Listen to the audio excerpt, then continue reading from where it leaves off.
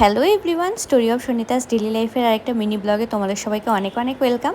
আজকে কিন্তু চলে এসেছি শিলিগুড়ির খুবই পপুলার একটা রেস্টুরেন্ট কার্মা ডায়েরিজে। আর এখানে কিন্তু স্পেশাল আকর্ষণ হলো এই গাছটা।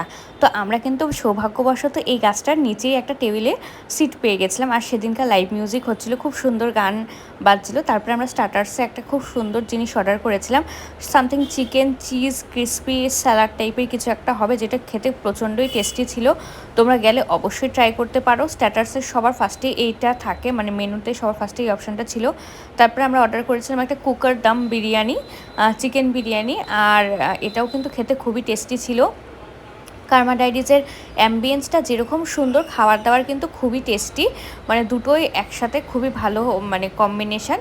আর বিরিয়ানিটার টেস্টও আমার খুব ভালো লেগেছে। আর সবার ইন্টারেস্টিং জিনিস হলো ওরা লাস্টে একটা বুক দেয়, যেখানে তোমার মানে র্যান্ডম ফিউচারের ব্যাপারে বলে।